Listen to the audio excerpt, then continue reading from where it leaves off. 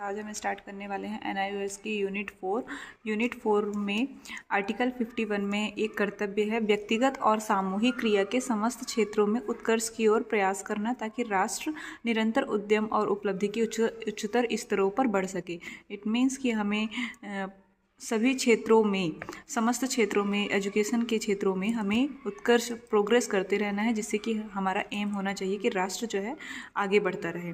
प्रारंभिक शिक्षा की गुणवत्ता सुधार के दायित्व का विकेंद्रीकरण कर दिया गया है, रिस्पॉन्सिबिलिटी दिया गया है NCERT को। SCERT और इनकी फुल फॉर्म बहुत इंपॉर्टेंट है, DIETS, BRC एंड CRC। ये संस्थाएं प्रारंभिक विद्यालयों को शैक्षिक तथा संसाधन सहायता करते हैं, ये एजुकेशन में हेल्प करते हैं ये सारी संस्थाएं। तो इसके एक फ्लो चार्ट बना हुआ है कि प्रारंभिक शिक्षा की संगठनात्मक संरचना राष्ट्रीय लेवल पर, राज्य लेवल पर और ब्लॉक लेवल पर है, जिसके लिए नेशनल लेवल पे NCERT, राज्य लेवल पे SCERT और SMIT है, इस सब का फुल फॉर्म मिलेगा। जिला स्तर पर DIET और BRC और CRC। बेसिक शिक्षा का राष्ट्रीय संस्थान 1956 में आया हुआ था। NCERT की स्थापना 1 सितंबर 1961 में दिल्ली में हुआ था, जिसका उद्देश्य है केंद्र तथा राज्य सरकारों को सलाह देना शैक्षिक के मामलों में और एजुकेशन क्वालिटी में सुधार लाना। NCERT को किस वजह से बनाया गया, उसका क्या एम है? एजुकेशन क्वालिटी में सुधार लाना, प्रशिक्षण कार्यक्रम आयोजित करना, एजुकेशन का जो भी प्रचार प्रसार है मीडिया के माध्यम से जो भी है वो सब कुछ NCERT का ही उद्देश्य है। देश में विद्यालयी शिक्षा के सम्मुख आने वाली जो भी समस्याएं हैं उनका निराकरण करने के लिए, और केंद्रीय मानव संसाधन विकास मंत्री सामान्य सभा का पदेन अध्यक्ष होता है। Very very important line. और सामान्य सभा के सदस्य होते हैं, इसी टाइप के लाइन जो है बन के आते हैं क्वेश्चन में। सामान्य सभा के सदस्य होते हैं सभी राज्यों तथा केंद्र शासित प्रदेशों क्षेत्रों के शिक्षा मंत्री, UGC का अध्यक्ष, भारत सरकार का मानव संसाधन विकास मंत्रालय का सचिव, विश्वविद्यालय के कुलपति, केंद्रीय माध्यमिक शिक्षा बोर्ड का चेयरमैन और केंद्रीय संगठन का आयुक्त एक्सेट्रा। तो NCERT की भूमिका क्या है?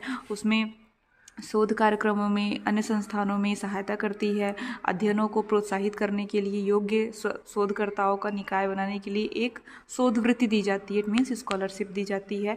इनका विशेष कार्य है कि NCF नेशनल करिकुलम फ्रेमवर्क की रूपरेखा को तैयार करना, कैसा हमारा पाठ्यचर्या होना चाहिए उसको तैयार करती है NCERT।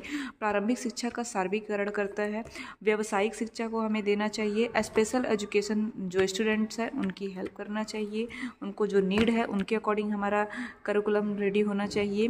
पूर्व बाल्यकाल शिक्षा भी होनी चाहिए, जिसमें पूर्व बाल्यकाल के बारे में डिटेल में दिया हो। मूल्यांकन एवं परीक्षा सुधार, उनका एग्जामिन करते रहना चाहिए। और मूल्य शिक्षा, शैक्षिक प्रौद्योगिकी, IT वगैरह का सब कुछ यूज़ करना है, सभी सामग्री को तैयार करना है जैसे सिलेबस वगैरह। अध्यापन, अधिगम, सहायक सामग्री का विकास और उत्पादन करना, बालिकाओं की शिक्षा पर जोर देना, प्रतिभा की पहचान और उसको पोषित करते रहना, निर्देशन तथा परामर्श, अध्यापक शिक्षा में क्वालिटी लाना, इसके लिए ट्रेनिंग भी होती है टीचर की, जिसमें ऑलमोस्ट 3 मंथ की ट्रेनिंग होती है टीचर्स की, जिससे उनकी क्वालिटी को और इन्हेंस किया जा सके।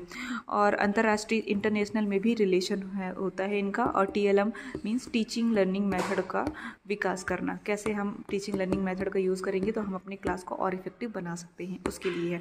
तो NCERT के प्रकार को ये छोटे से फ्लो चार्ट में बनाया हुआ है कि ये प्रशिक्षण का काम है, विकास, सेवा पूर्व, सेवाकालीन प्रशिक्षण, अभिमुखीकरण, अध्ययन व सर्वेक्षण, नीति कार्यान्वयन, विभिन्न क्षेत्र, मंत्रणा मीन्स सलाह देने का कार्य, प्रचार प्रसार और अनुसंधान, इसी को ही शॉर्ट में यहाँ पे फ्लो चार्ट में लिखा हुआ है।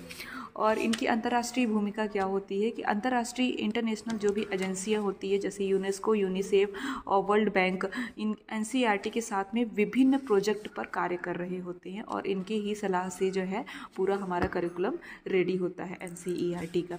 राज्य स्तर पर प्रारंभिक शिक्षा की संगठनात्मक संरचना, स्टेट लेवल पर हमारी क्या होनी चाहिए? SCERT, state council of educational research and training, और SIEMT, state institute of educational management and training. ये दोनों ही NCERT की ही तरह वर्क करते हैं, बट ये स्टेट लेवल पर करते हैं। और इनके वर्क वगैरह जो भी है वो सेम NCERT की ही तरह है और इनके एम भी सेम ही है बट स्टेट लेवल पे हैं। और राज्य शैक्षिक प्रबंधन तथा प्रबंधन प्रशिक्षण संस्थान SIEMT, यह सेल्फ डिपेंडेंट संस्था है, एक ऐसी संस्था है जो कि सेल्फ डिपेंडेंट है और इसका फुल फॉर्म भी बहुत इंपॉर्टेंट है। और इनका उद्देश्य है कि शैक्षिक आयोजन प्रबंधन के क्षेत्र में प्रशिक्षण देना और उस पर शोध करना। और यह राज्य, जिला और उप जिला स्तर पर शैक्षिक आयोजन, प्रशासन तथा प्रबंधन क्रियाकलाप व्यवसायीकरण में सहायता करता है और उस पर व्यवस्था करता है। SIEMT की भूमिका होती है ज्ञानोपार्जन, ज्ञान को प्रचार प्रसार करना, ज्ञान को आत्मसात करने की क्षमता, विकासात्मक उद्देश्यों का इसका उपयोग, शैक्षणिक संस्थाओं की तकनीकी सहायता प्रदान करना। ऑलमोस्ट सभी संस्थाओं का सेम वर्क होता है और SIEMT का प्रकार्य भी जो है सेम एज होता है जो कि हमने NCERT में अभी पढ़ा हुआ है।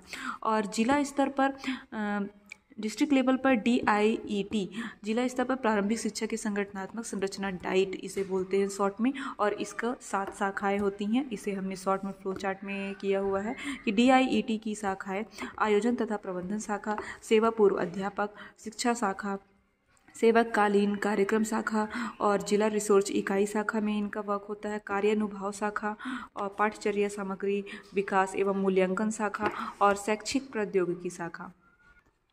प्रारंभिक शिक्षा की ब्लॉक स्तर पर संगठनात्मक संरचना BRC जिसे बोलते हैं, इनका उद्देश्य होता है अध्यापकों विद्यालयों को शैक्षिक मार्गदर्शन देना और विद्यालय स्तर पर गुणवत्ता सुधार क्रियाकलाप कार्यान्वित करना। एक ब्लॉक में 100 गांवों का समूह होता है, ब्लॉक सेंटर के क्रियाकलाप का समन्वय करता है और ब्लॉक में शिक्षा अधिकारी ये सारे काम करता है। इनकी सहायता के लिए डेटा एंट्री ऑपरेटर्स होते हैं, कनिष्ठ अभियंता, खंड समन्वयक, संसाधन अध्यापक आदि प्रदान किए जाते हैं।